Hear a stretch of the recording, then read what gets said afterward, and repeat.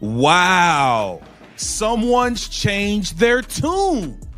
Stephanie White has officially changed her tune when it comes to admitting the Indiana Fever is Caitlyn Clark's team.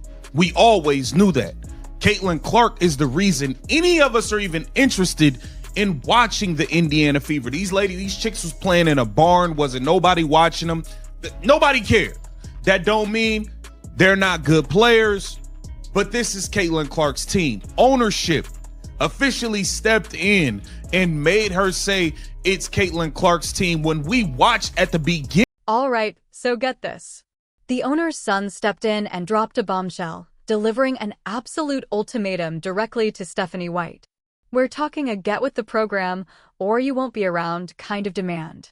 And let me tell you, this was no casual suggestion. This was a career-defining moment, a precise order aimed squarely at the head coach of the Indiana Fever. What's truly wild is that her sudden, very public change of tune regarding Caitlyn Clark wasn't some organic, natural evolution of her coaching philosophy. Oh no. This was a mandated pivot, the direct result of an intense power struggle that had been brewing behind the scenes. This wasn't just about tactical strategy on the court, it was about absolute control, and White was dangerously close to losing hers completely. The eerie silence from the front office, immediately followed by White's stark, public compliance, spoke volumes about the immense, unrelenting pressure now crushing down on her. This unprecedented, behind-the-scenes intervention didn't just rattle the coaching staff, it completely set the stage for what promises to be an incredibly tumultuous season, igniting rampant speculation across the league about White's long-term future with the franchise. Imagine being a coach forced to walk this incredibly thin line, knowing that any deviation from the new directive could trigger the ultimate consequence, her job. Team ownership officially stepped in and made her say it's Caitlyn Clark's team when we watched at the beginning of the offseason. Kelsey Mitchell's our number one priority. She's our number one priority last year. She'll be our number one priority this year. Now she's singing a whole different tune. And we heard the rumors and the speculation that after that, ownership stepped in and let her know, hey, this is the Caitlyn Clark show. This is Caitlyn Clark's team. And now we're seeing her publicly speak and say the same thing. This is crazy. Welcome to Keep the Vision. Make sure you like, comment, subscribe, share the channel. White was singing, but hold on a second. Earlier in the offseason, White was singing a completely different tune altogether.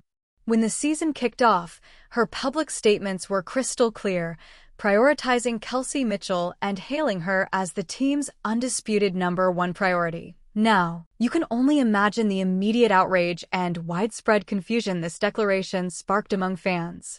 Everyone, and I mean everyone, recognized Caitlyn Clark's undeniable, seismic impact on not just the league, but on the Fever's brand new, unprecedented relevance.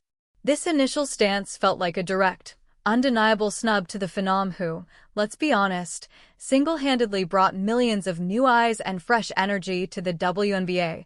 The public backlash was swift, brutal, and utterly unforgiving, revealing a stark, glaring disconnect between what the coaching staff seemed to prioritize and the overwhelming, undeniable reality of the franchise's Clark-centric direction. This wasn't just a misstep. This initial misjudgment would quickly prove to be a foundational crack in White's authority and, even more critically, in her relationship with the fan base, clearly signaling much deeper, more troubling internal conflicts brewing within the organization. And then there were talks that the owner's son had to step in and let her know what time it is and what's going on. Like, hey, you gonna get with the program or you won't be around here. And now we are seeing Stephanie White speak publicly on Sue Bird's podcast and say, this whole thing is centered around Caitlyn Clark. It's her team. Quite a change in tune. Yeah, you brought up Caitlyn and just kind of maybe some similarities with what you guys experienced as young players. How important was it to forge that relationship? And then things really escalated. The rumors, which had been simmering, suddenly exploded across the entire league. The owner's son, stepping in with an iron fist, directly confronted Stephanie White. The message he delivered was not just clear, it was chillingly precise, leaving no room for misinterpretation. Hey, let's be absolutely clear. This is the Caitlyn Clark Show. This is Caitlyn Clark's team. You either get with the program or you won't be around here. Think about that for a second. This wasn't some polite, professional discussion or a gentle suggestion. This was a powerful, non-negotiable mandate coming directly from the very top echelons of the organization, unequivocally designed to correct White's previous public narrative and force her to align completely with the undeniable new reality of the Indiana Fever. The sheer intensity of this alleged confrontation speaks volumes, suggesting a profound, unbridgeable rift in philosophical approaches and a complete, absolute lack of faith in White's initial leadership direction. Just like that, the stakes for White's entire tenure with the Fever suddenly became impossibly, dangerously high. Sudden, I wonder who told you better get right. I wonder who told you better say that. It must be true. That owner's son, he stepped in and said, hey, girl, you better get with the program or your ass to be up out of here. This the CC team. It's the CC show. The WNBA is CC's league at this point. What are you talking about, Stephanie White? All this, yeah, I love Kelsey could ball, but don't get it twisted.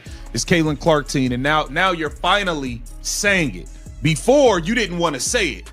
A number of times, when she was in college, but it was very important. And just like that, almost on cue, Stephanie White suddenly appeared on Sue Bird's highly public and influential podcast. This was a high-profile platform where her new tune became absolutely undeniable, impossible to ignore. She declared very clearly, look, she's obviously the centerpiece of everything that we do. The shift from her previous statements was nothing short of jarring, a complete and utter 180 that left no doubt about what had transpired. This wasn't just a casual acknowledgement, it was a clear admission, one that felt undeniably forced, confirming that Clark was, in fact, the undisputed, undeniable focal point of the entire franchise, for many observers. This public capitulation was seen as direct, irrefutable evidence that the ownership intervention had taken place, leaving White with absolutely no option but to publicly conform. Her words in that moment felt less like a genuine, heartfelt belief and far more like a carefully crafted response delivered under immense duress, a situation that, unfortunately, only further eroded the already fragile trust of the fan base. What she does and handles it so gracefully. But we don't, I don't know why she trusts you. We don't trust you. Okay, we watched you try to play her as small forward. I don't know what that was about. We watched her have to go off on you in the tunnel at the halftime, going into the tunnel of the Atlanta Dream game in Indiana because she wasn't feeling what you was doing. You trying to put the ball in Ari McDonald hands and all this stupid stuff. She had to snap on you a few times. So hopefully this year you get it right from the beginning. You understand the program. I'm not sure, myself as a. But here's the thing. Fans, after all this, were not easily swayed. Many immediately questioned the sincerity and authenticity of White's sudden conversion. And frankly, who could blame them? They quickly pointed to a string of past incidents that had already severely undermined her credibility. One particularly infamous moment, recounted with vivid detail by fans, allegedly involved a heated, explosive halftime argument that took place in the tunnel during an Atlanta Dream game last season. Allegedly, Clark, utterly frustrated with White's coaching decisions, specifically went off on her, exasperated by attempts to put the ball in the erratic McDonald hands. In all this chaos, this wasn't some minor disagreement. This direct, fiery confrontation suggests an already incredibly strained, extreme relationship, a far cry from the picture of harmony and unity White was now so desperately attempting to project to the public. Yes, you won games with the makeshift roster, dealt with a lot of injuries, but that's not the job here. The job here with the Indiana Fever is to win with Caitlyn Clark as the priority of the franchise. That's the job here. We don't care if you could win games with Ari McDonald, Natasha Howard. We don't give a damn about them. Respectfully, that's not the job here with the Indiana Fever. Now, But I'm and Caitlyn had to be honest with you and let you know when you was thinking it up as well. gonna be honest, you know, and I think that I certainly appreciate that about her.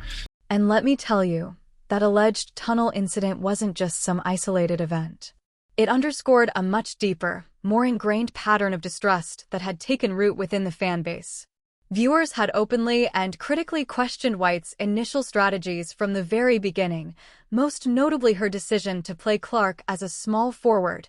This was a move that was widely, almost universally, criticized across the league as a fundamental misuse of Clark's generational talent. Such tactical misjudgments only fueled rampant speculation that White either fundamentally misunderstood Clark's unparalleled strengths or, perhaps more controversially, was intentionally trying to diminish her star player's role within the team.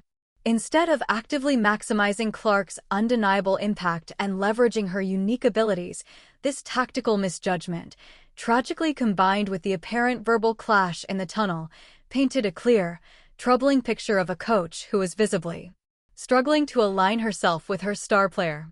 This created an undeniable undercurrent of friction that inevitably bubbled to the surface, causing significant tension.